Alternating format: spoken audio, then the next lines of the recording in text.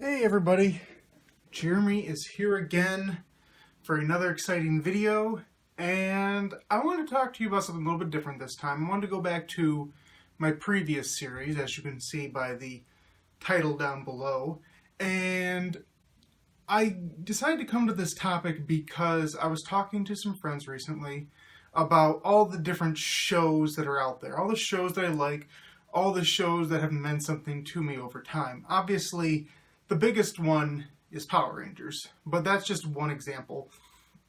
And it got me thinking, why do people like me tend to like these shows even when we're adults? You know, like you can pretend and say that there isn't a trend, but there's a clear trend. People like me, people who are shyer, people who are less willing to put themselves out there, people, just in general. It seems to be that there's a large percentage of people like us who are on the spectrum, who have Asperger's, who have anything, any sort of, mental, I don't know what's, I hate to say the word deficiency, but let's be honest, it's abnormality. Well, I'll go with abnormality. Anybody like that, it seems that there's a larger percentage of us that tend to stick around with these things from our childhood and say, you know what, these still resonate with me even as an adult.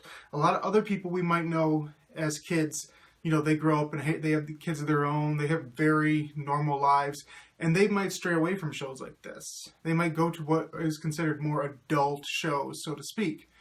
And stuff like this just doesn't strike a chord with them anymore. And I wondered, what is it? Why does it strike a chord with us and not them as much? In general terms. And all I can really do is I can tell you where I feel like it comes from me. Maybe you feel the same. Maybe I'm, alone in this thought process. But for me, a show like Power Rangers, what really made it stick with me was that it was an idealization in the sense that I was never the type of person to have, say, a really tight-knit group of friends that I would say were diverse with unique experiences, stuff like that, like I was the type of kid who was scared of almost everything and still am today in a lot of areas.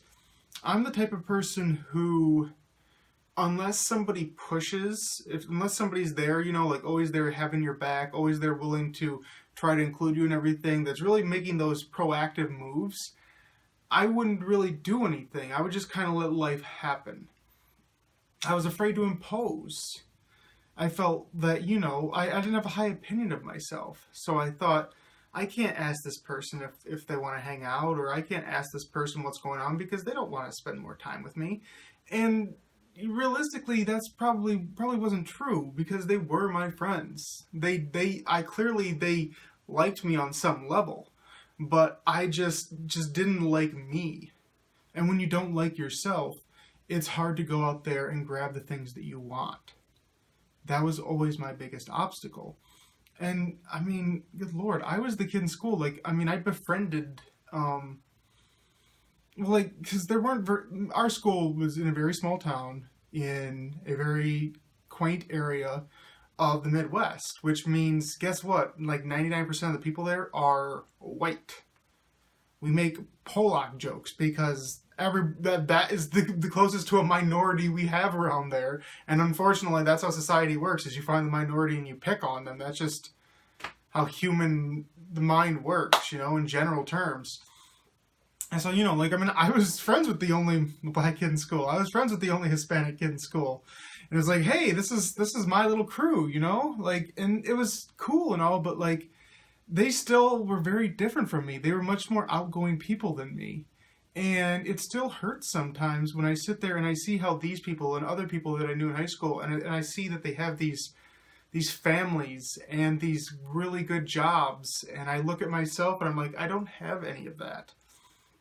And I would love a family. I would love a better job than the one I have right now, but it's one of those things where you're just terrified. And it's hard to go out there and grab it. And I wish I had some more help in that area, but I understand that, like, it's hard. It's hard to put yourself out there. It's hard to go grab what you want. It's easy to stay in your complacency. And that's what gets me back to the original topic at hand. Sorry, I'm going off on tangents a little bit. But when I talk about these topics, it gets me passionate, it gets me fired up, and I want to just say everything I can possibly think of on the subject, when I should probably narrow my focus a little more.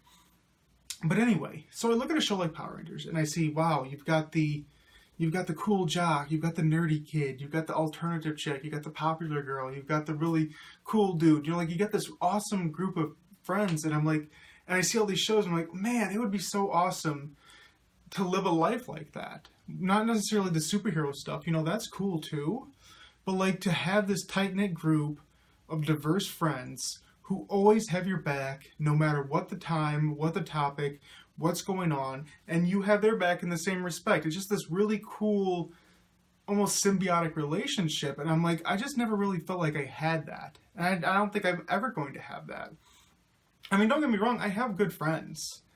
Not many of them actually live close to me. A lot of them are people I've met online. I've only seen them in person a couple of times, if that.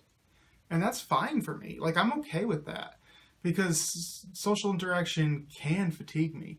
I think that's the one thing people don't always understand. This is not just an introverted thing, even though that's where it tends to stem from. But, like, people who aren't like that just can't fathom the whole concept of, when I spend time with people outside of my little bubble for extended periods of time, like, it is physically taxing on me. Like, it absolutely drains the very core of my being. When I go on vacations, like to conventions and stuff like that, I always take an extra day off of work afterwards. And it's only for the pure reason of, I need to crash. I need to fall asleep. I need to be in that bed right there. I need to be in that bed for many, many, many, many hours on end, just to refuel who I am as a person. Because I don't draw my energy from other people. It takes the energy away. And don't get it twisted. Like, I enjoy every moment of that. I really, really do. But that doesn't stop the fact that, like, physically, it just saps me. Like, every little bit of me, it just takes it out of me. And that can be crushing sometimes. So I look at a Power Rangers and I see that as an ideal world. Again, just the human interaction, just to know that you have people like that in your life, it would be my everything. And I think people take that for granted, people who have that. Like, yeah, it would be nice to win the lottery, come up with the greatest invention in the world, all these amazing things. But honestly, near the top of my list of things that I would just give anything for, it would be to have 4 or 5 friends, a diverse group who I'm just like, and not just racially diverse, I'm sorry, but I'm talking gender, we're talking about life experiences, we're talking about likes, dislikes, all that sort of stuff. But, like, just to have this group of friends that, like, it doesn't matter what's going on, it doesn't matter any of these mitigating factors, you just know that these people will always have your back, and whenever you call them, they will understand what you're saying, and they will just be there for you unconditionally. That's so hard for me, is like people understanding me. Like, I just don't tackle situations the same way like regular people do. Like, I don't learn the same way regular people do. I don't explain things the same way regular people do. And so many times in my life, it has hurt me badly, where all I feel like I'm trying to do is build a camaraderie, or, just bounce back and forth, just have this really fun banter. And it'll end up insulting people, and it'll end up hurting them, and I'm not trying to do that in the slightest. And I work hard to fix that. I try to be conscious, and I know I'm better at that now than I ever used to be. But that doesn't mean it's fixed completely. Like, I still have plenty of moments where I put my foot in my mouth and I really have no idea until after the fact. I'm way after the fact. Sometimes a third party will have to tell me, when you said such and such, that really pissed off so-and-so. I'm like, really? I thought we were having banter, and it just crushes me. It crushes me to feel like you know, it's like the teacher from Peanuts, you know, where like you're talking to these people, and in your mind everything you're saying is English and it's coming out fine, and you don't even realize until well after the fact that to them it was just ma ma ma ma ma ma, you know. Like it's just such a bizarre thing where it's like an alien concept, and they can't get it. And that's the funniest part is like after the fact, I can figure this sort of stuff out. Like with each individual instance, I can see where I went wrong. Granted, I'm probably going to make a similar mistake again, just because that's just how my brain goes. But like they don't seem to be able to do that a lot of the time. They don't, even when you try to explain it to them, they don't always necessarily understand that you really didn't want to offend them. You know, like they take it to heart, and it can be soul crushing sometimes. Anyway, so I look at shows like Power Rangers, and I think that's where I get most of it from. Other shows. Recently, a show I discuss a lot with some of my friends is Steven Universe. If you haven't watched that out there, Steven Universe, animated show on Cartoon Network. But it has a lot of the same concepts, where it's just this group of people that have so many different experiences and so many different viewpoints that it just makes for a really fascinating group, and yet they always come together, and they always just 100% are with each other. And it's funny too, because Steven Universe is one of those shows where on its surface, it doesn't seem like it might be much of a show. It's very cutesy. It's very silly. It has a lot, it's a funny animated show, but there is a lot deeper stuff going on there. All of the characters in this show tackle very adult concepts that a lot of like live action shows don't. Like Steven Universe as a silly cartoon is a million times more mature than Power Rangers is. It truly, truly is. Other shows like that, Avatar, Korra, obviously, if you're saying Avatar, you're going to say Korra. Legend of Korra. Avatar: The Last Airbender. Got to say it all in case people somehow don't know. And it looks like another show that's coming out, as I make this video, will be coming out this week, Friday, June 10th, my birthday. Woo-hoo-hoo, birthday. But that will be a Voltron series made by the same people who make Avatar and Korra. And again, the thing that all these shows have in common, and you don't like to beat a dead horse, is that it's a group of friends that just are so different from one another, but they are so loyal to one another. Sailor Moon was another one. Dragon Ball Z when I was a kid. All these shows, they all have a lot of that same core concept that I think is very important. And it's my Everest, really. Just how amazing it would be to walk out this door right now and meet a couple of women, a couple of guys who have just this amazing life experience that are so very different from mine, but they're all friends and they're friends with me, and we're just this amazing group. Boy Meets World, Girl Meets World, other shows like this. Like, I've noticed that is just an unbelievable trend in my life and my viewing habits. Is all you really need to do is just get a group together and just, it's amazing. It's why I like shows like even on reality TV, it's why I like Survivor and Big Brother, because it's such a fascinating concept where you're taking this diverse group of people, you're putting them together, and yes, they eventually need to cut each other's throats figuratively to win money, but they also have to live together as a group and manage to just get along. And to me, it's just such a psychological study where it's like, what is it? Like, what compels these people to stay together?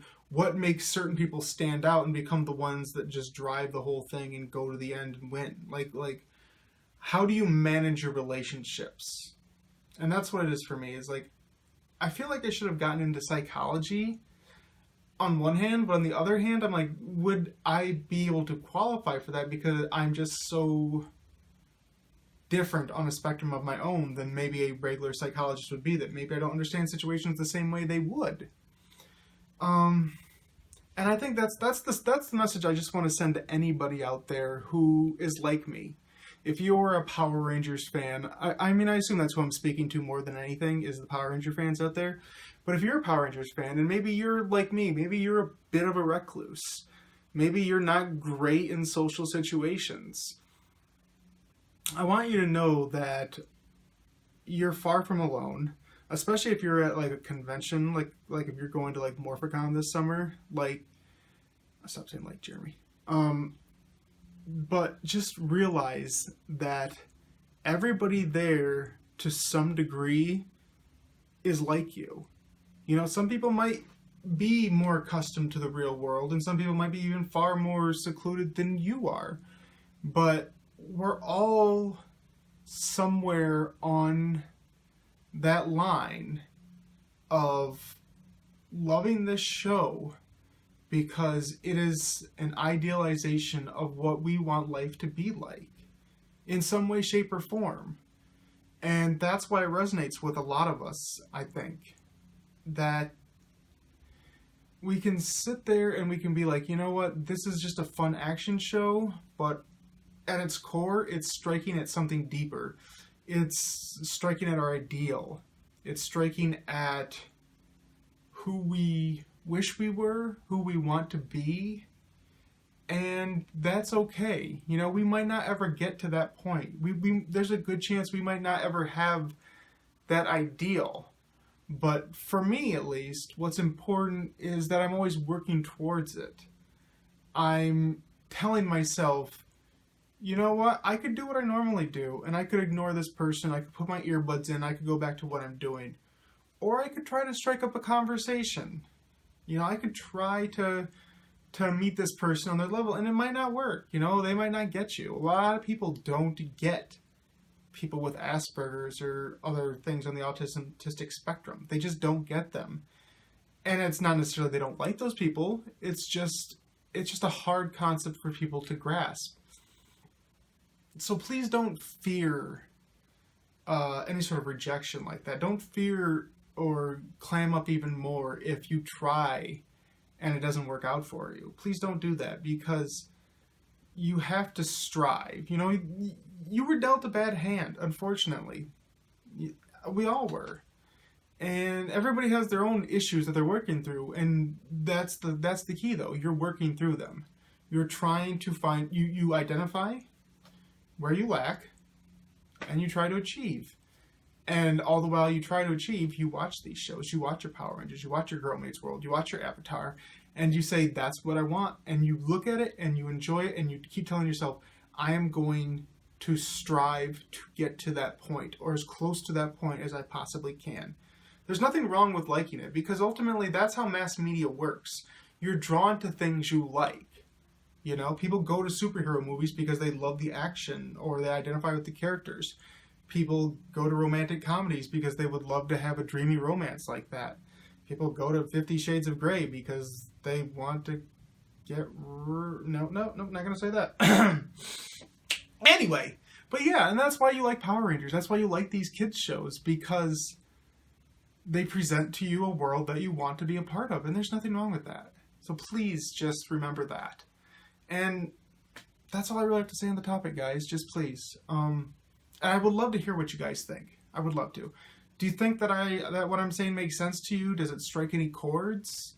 Do you think I'm completely off base? Tell me your own experiences. You know, what do you struggle with? Do you have any sort of ideals like this? Do you like any of the other shows I mentioned? Or do you have any show suggestions that I might not have mentioned, that I might not have watched yet? I would love to hear that. I'm always interested in hearing new shows that fall in this same sort of category. So please, like this video if you like it. I gotta go through my spiel here.